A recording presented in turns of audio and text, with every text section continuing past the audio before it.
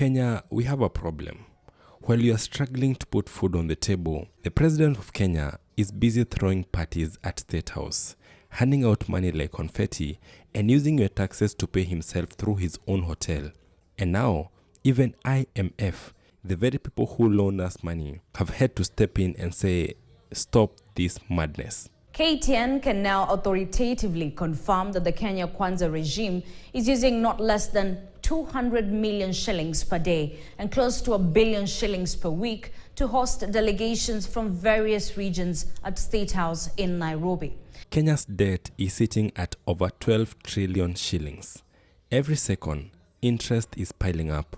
Schools don't even have enough desks. Hospitals don't have medicine. The payslip no longer retains the dignity it once possessed. And yet, in the middle of all that crisis, the president is living large. Extravagant State House events,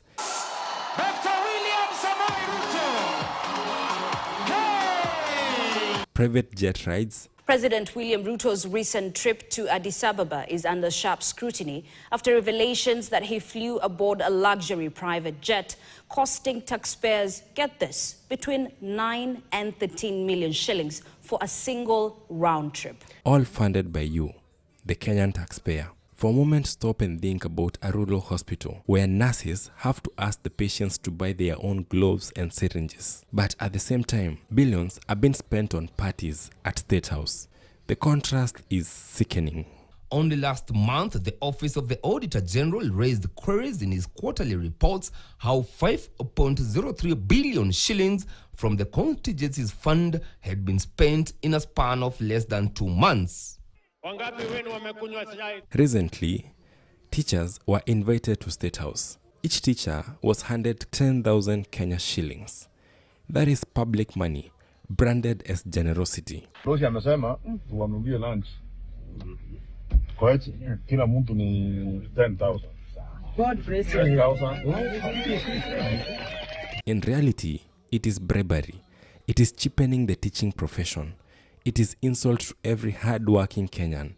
And it made one thing very clear. Ruto is not solving Kenya's problems. He's campaigning for 2027 with our own money. The meetings, whose sole purpose is to campaign for President William Ruto for a second term in office, has seen those who attend the meetings walk away with a minimum facilitation fee of 10,000 shillings after wining and dining with the president. And here's the twist that should make your blood boil. Guess who supplies the food and catering for these endless events?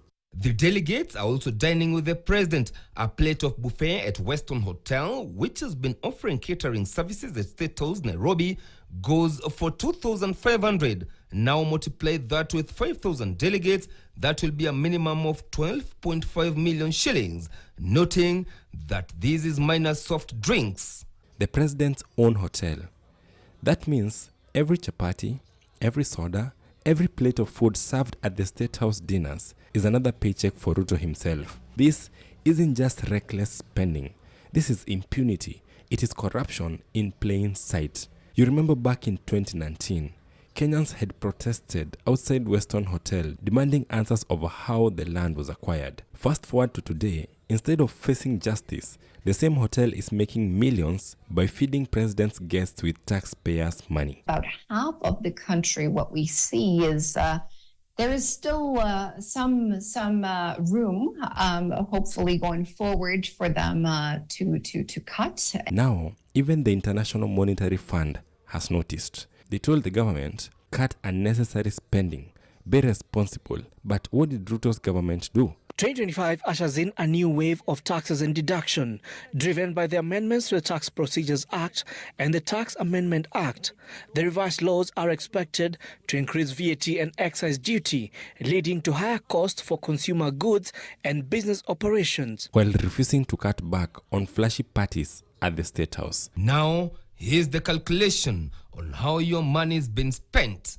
At one sitting with at least 5,000 delegates, and each delegate walking away with a facilitation fee of 10,000 shillings, that's 50 million shillings being used only on allowances. If that doesn't make you angry, I wonder what will. Note that IMF rarely comments on how leaders treat their people. They mostly only care whether you're going to pay back their money. So if even they are saying that Kenya is spending too much, you know then that things must be out of control.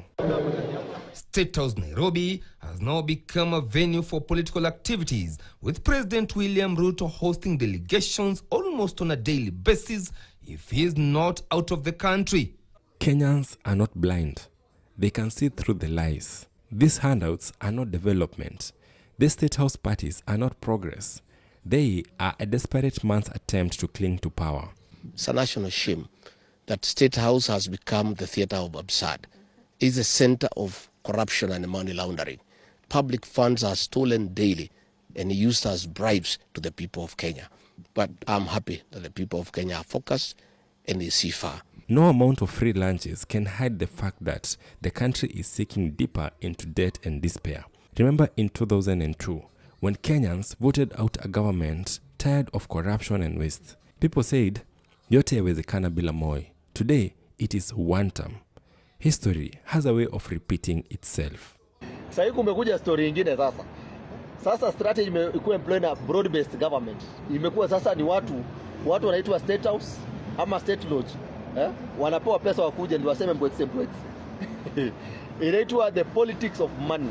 It's not just about money wasted.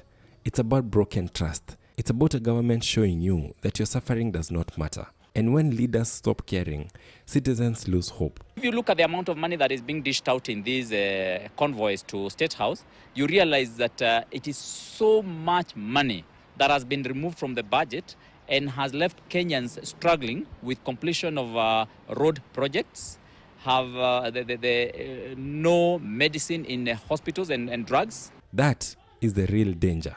Unfortunately, the president has abandoned development as a key component of persuading Kenyans, and now has departed to giving handouts, that is 10,000 each Kenyan, so that they can support him. So this is the question. How long will Kenyans tolerate this? How long will we watch as leaders play with our future while demanding we pay higher taxes to cover their waste? Now, if the president were to host at least 4 delegations in a week, that means an expenditure of more than 1 billion shillings. And in 1 month, that will total up to nearly 5 billion shillings. Ruto may think that he's buying time, but the truth is catching up fast. Kama for example, kuna wakati walita watu wa Kiambu, watu 6,000. 6,000 people. Mind you, Kiambu population yake ni 2.4. Registered voters saa hii Kiambu ni 1.275. Tuna anticipate by 2027 itakuwa 1.5 million. Wewe umeita watu 6,000. Alafu watu 6,000 ukitoa kwa watu 1.5 million, hiyo ni hesabu gani? So wewe unajidanganya juu umepatia watu 6,000 10,000, atasa ati hiyo ita tilt the scales of power to your advantage pale Kiambu County. That is a lie. You're lying to yourself. This is Kenya's story right now. Extravagance at the top, pain at the bottom. But the more we talk about it, the more we refuse to stay silent, the closer we get to real change. Even when they receive the 10,000 shillings that they are getting from State House, basically they are not benefiting in any way because they go and use that money to pay debts. They go and use it to pay for the same services the government has refused to pay for them. This is the question. Watch out zile details unapeana ndio ingie State House.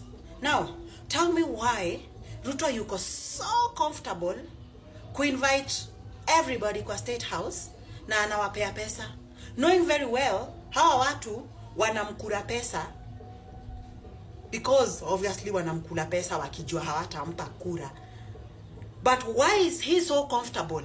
I mean, hakuna mtu anamwaganga pesa mahali hana intention ya kurudisha hiyo pesa. Mna get? You can't invest where you won't reap. So, nyinyi endeleeni kwenda tu State House. Kuleni tu pesa. But hizo details mnapeana ndio mwende State House mkubaliwe kuingia hiyo State House. Maybe, just maybe, inaweza tumika kufanya madhambi ikifika 2027. Be careful.